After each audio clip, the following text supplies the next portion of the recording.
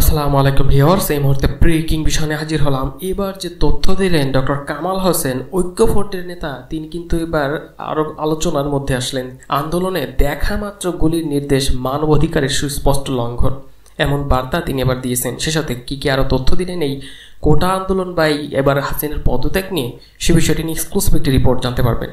এদিকে এবার মির্জা ফখরুল ইসলাম আলমগীর হুঁশিয়ারি বার্তা দিয়েছেন, সরকার পতনের আন্দোলনে ঝাঁপিয়ে পড়ার আহ্বান জানিয়েছেন তিনি। অন্যদিকে লং মার্চ টু ঢাকা কর্মসূচিতে ব্যাপক তৎপরতা দেখা গেছে। এবার যে আহ্বান জানালেন আসিফ মাহমুদ, তিনি এবার তথ্য দিলেন 11টার মধ্যে শহীদ মিনারে জড়ো হতে হবে এবং সব শেষে জানতে পারবেন গতকালের গুলিবিদ্ধ হওয়া সেই তৌহিদুলের মরদেহ খুঁজে পাওয়া যাচ্ছে না। শান্তিপূর্ণভাবে সমাধান চাই সরকার, অশান্ত করলে শক্ত হাতে দমন করার হুঁশিয়ারি বার্তা দিয়েছে এই তথ্য প্রতিমন্ত্রী। এ নিয়েও থাকছে বিস্তারিত। এতক্ষণ শুনছিলেন শিরোনাম, এবার বিস্তারিত। চলুন আমরা এবার দেখে নিই ডক্টর কামাল হোসেন যে তথ্য দিয়ে হুঁশিয়ারি বার্তা দিয়েছেন। আন্দোলনে দেখা মাত্র যে গুলির নির্দেশ, এটা সুস্পষ্ট মানবাধিকারের লঙ্ঘন, এমন দাবি করেছেন জাতীয় ঐক্যফ্রন্ট এবং গণফ্রন্টের প্রতিষ্ঠাতা এই ডক্টর কামাল হোসেন। একটি বিবৃতিতে শিক্ষার্থীদের কোটা আন্দোলনকে ঘিরে দেখা মাত্র যে গুলির নির্দেশ দেওয়া, এটা আইন বহির্ভূত হত্যাকাণ্ড, তীব্র নিন্দা জানিয়েছেন তিনি। পাশাপাশি এই ঘটনার উদ্বেগ প্রকাশ করে নিরপেক্ষ ও সুষ্ঠু তদন্তের মাধ্যমে সঙ্গে যারা এর জড়িত তাদের বিচারের মুখোমুখি করে দাবি করেছেন তিনি। এছাড়াও অরাজনৈতিক আন্দোলনের বিপুল সংখ্যক শিক্ষার্থী সহ অনেক শান্তিপ্রিয় নাগরিক নিহত, আহত, গণগ্রেপ্তার ও নির্যাতনের ঘটনায় উদ্বেগ প্রকাশ করে এসব হত্যাকাণ্ড নির্যাতনের প্রতিটি ঘটনা আন্তর্জাতিক বিশেষজ্ঞদের তত্ত্বাবধানে তদন্ত করার দাবি করেন তিনি। বিবৃতিতে এই ডক্টর কামাল হোসেন স্পষ্ট করে বলেন, কোটা সংস্কারের দাবিতে সম্পূর্ণ আন্দোলনে অংশগ্রহণকারী নিরস্ত্র শিক্ষার্থীদের উপর আইন শৃঙ্খলা বাহিনীর অতিরিক্ত বল প্রয়োগ ও প্রাণঘাতী অস্ত্র ব্যবহার, বিপুল সংখ্যক ছাত্র সাধারণ মানুষের প্রাণহানি, গুরুতর আহত করা গণতন্ত্র ও ন্যায় বিচারের পরিপন্থী, মানবাধিকারের সুস্পষ্ট লঙ্ঘন এটি। তাই এই ডক্টর কামাল হোসেন বলেন, এই আন্দোলন চলাকালে নাশকতামূলক কর্মকাণ্ড, রাষ্ট্রীয় সম্পদের ক্ষয়ক্ষতি হয়েছে, যা কোনোভাবে সমর্থনযোগ্য নয়। তবে মনে রাখতে হবে, মানুষের প্রাণের মূল্য দুনিয়ার সমস্ত সম্পদ বা স্থাপনার চাইতেও অনেক বেশি বলে মন্তব্য করেন এই ডক্টর কামাল হোসেন। এই ডক্টর কামাল হোসেন তার বিবৃতিতে আরও উল্লেখ করেন, ডক্টর কামাল হোসেন বলেন, আন্দোলনকারী শিক্ষার্থীদের দাবির প্রতি পূর্ণ সমর্থন জানান তিনি। গণগ্রেফতারের মাধ্যমে শিক্ষার্থীদের যে হয়রানি, তা বন্ধ করার আহ্বান জানান। সারা দেশে বিভিন্ন জায়গায় আটককৃত ছাত্র জনতাদের মুক্তিদান সহ অবিলম্বে দেশের সব শিক্ষা প্রতিষ্ঠানের খুলে দেওয়ারও দাবি জানান এই ডক্টর কামাল হোসেন। এদিকে এই ডক্টর কামাল হোসেন যেটি সর্বশেষে বলেন, যেখানে দেখা মাত্র গুলির নির্দেশ দেওয়া হয়েছে, এটা সুস্পষ্ট মানবাধিকারের লঙ্ঘন দাবি করেন এই ডক্টর কামাল। এদিকে এবার মির্জা ফখরুল ইসলাম আলমগীর, তিনি যে তথ্য দিয়েছেন, এবার সরকার পতনের আন্দোলনে সকলকে ঝাঁপিয়ে পড়ার আহ্বান জানান তিনি। শুধু তাই নয়, ঐক্যবদ্ধ হয়ে সরকার পতনের আন্দোলনে ঝাঁপিয়ে পড়ার আহ্বান করেন এবং তার নেতাকর্মী এবং অঙ্গ সংগঠনের সর্বস্তরের নেতাকর্মী সহ জনগণের প্রতি আহ্বান জানিয়েছেন এই দলটির মহাসচিব মির্জা ফখরুল ইসলাম আলমগীর। বিএনপির চেয়ারপারসন গুলশানের রাজনৈতিক কার্যালয় সংবাদ সম্মেলনের এই আহ্বান জানান তিনি।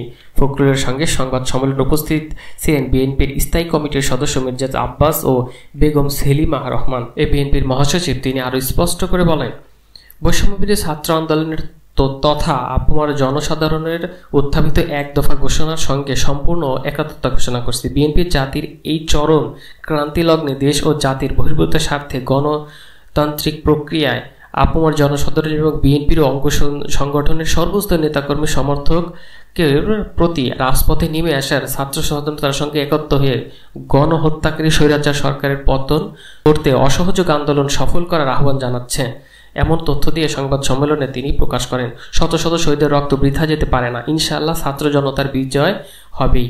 তিনি বলেন, আমরা আমাদের দলের পক্ষ থেকে ছাত্রদের যৌক্তিক, ন্যায়সঙ্গত, শান্তিপূর্ণ আন্দোলনকে পূর্ণ সমর্থন জানিয়েছি।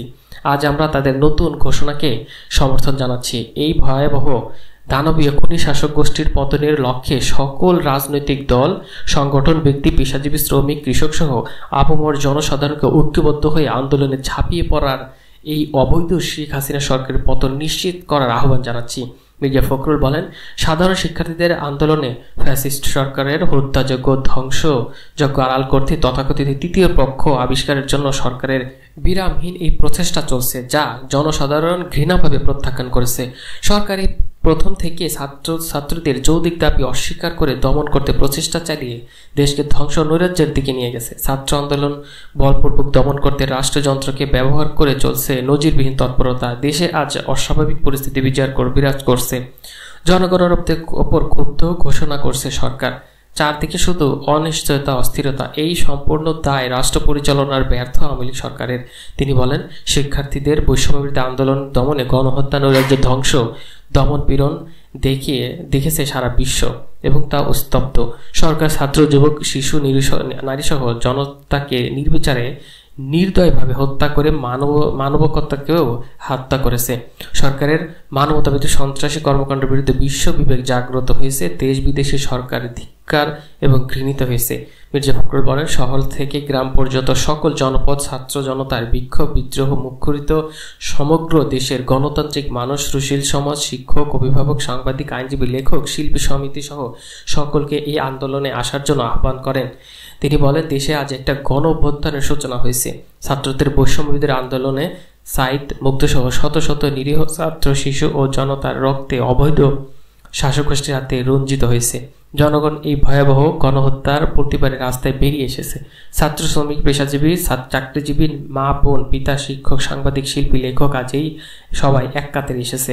মির্জা ফখরুল আরো বলেন, শনিবারে শহীদ মিনারে জনতার উত্তাল সমুদ্রের সামনে বৈষম্যবিরোধী ছাত্র সমগ্রীরা এই অবৈধ সরকারের প্রধান শেখ হাসিনা একটা পদত্যাগ দাবি করেছে এবং অবিলম্বে নিরপেক্ষ সরকারের হাতে ক্ষমতা হস্তান্তরের দাবি জানিয়েছে। তারা দেশের সকল মানুষ এই দাবির প্রতি সমর্থন জানিয়েছে। আমরা 2012 সাল থেকে এই সরকারের পদত্যাগ ও নিরপেক্ষ নির্বাচনের দাবি করে আসছি। অবৈধ সরকারের ক্ষমতা চিরস্থায়ী করার লক্ষ্যে নির্দলীয় সরকারের অধীনে নির্বাচন অবস্থা বাতিল করে চিরস্থায়ী অস্থিতিশীল পরিস্থিতি সৃষ্টি করে গণতন্ত্র ধ্বংস করছে। এদিকে গতকালের যে সারা দেশে সহিংসতা হয়েছে, সেখানে তৌহিদ কিন্তু গুলিবিদ্ধ হয়েছিলেন। এই তৌহিদুলের গুলিবিদ্ধ মরদেহ খুঁজে পাচ্ছে না তার স্বজনরা, এমনটা জানিয়েছে। রাজধানী ফার্মগেট আন্দোলনরত অবস্থায় গুলিবিদ্ধ হন 22 বছর বয়সী মোহাম্মদ তৌহিদুল ইসলাম। তৌহিদুলের গ্রামের বাড়ি বরিশাল জেলার বানারীপাড়া উপজেলার 4 নং চাখার ইউনিয়নের 1 নম্বর বড় চাউলকাঠিলি গ্রামে। 2022 সালে তিনি ঢাকার সরকারি কবি নজরুল কলেজ থেকে উচ্চ মাধ্যমিক পাশ করেন। এদিকে এবার তথ্য প্রতিমন্ত্রীর কাছ থেকে এলো কঠোর হুঁশিয়ারি বার্তা। শান্তিপূর্ণভাবে সমাধান চায় সরকার, অশান্ত করলে শক্ত হাতে দমন করার হবে বলে হুঁশিয়ারি বার্তা দিয়েছে এই তথ্য প্রতিমন্ত্রী। সরকার আলাপ আলোচনার মাধ্যমে উদ্ভূত পরিস্থিতি শান্তিপূর্ণ সমাধান করতে চায় বলে জানিয়েছে তথ্য ও সম্প্রচার প্রতিমন্ত্রী। তিনি বলেন, অশান্ত সৃষ্টি করা হলে তা শক্ত হাতে দমন করা হবে, আইনের প্রয়োগ করা হবে। রোববার বিকালের জাতীয় সংসদ ভবনে থেকে তিনি এই তথ্য প্রকাশ করেন। প্রতিমন্ত্রী বলেন, আমরা সংঘাত এড়ানোর জন্য আলোচনার দরজা খুলে রেখেছি। আমরা সংঘাতে যেতে চাচ্ছি না, কিন্তু একই সঙ্গে বলতে চাই, সন্ত্রাসীরা সন্ত্রাস করলে আইনের প্রয়োগও ঘটাতে হবে। অশান্তি সৃষ্টি করলে তা শক্ত হাতে দমন করা হবে বলেও জানান। আমরা সন্ত্রাসকে দমন করব, আন্দোলন আর আন্দোলনের জায়গা নেই উল্লেখ করে প্রতিমন্ত্রী বলেন, এখন সন্ত্রাস সহিংসতায় চলে গেছে। আমাদের অবস্থান শান্তির পক্ষে ছিল, আলোচনার পক্ষে অবস্থান নিয়েছিলাম। সহিংসতার ফলে যে হতাহতের ঘটনা ঘটেছে তার বিচারের পক্ষে অবস্থান নিয়েছিলাম। যারা আহত নিহত হয়েছেন তাদের মধ্যে অনেক শিশু ছিল। এই মৃত্যুগুলোর জন্য বাংলাদেশের 17 কোটি মানুষ কাঁদছে। এই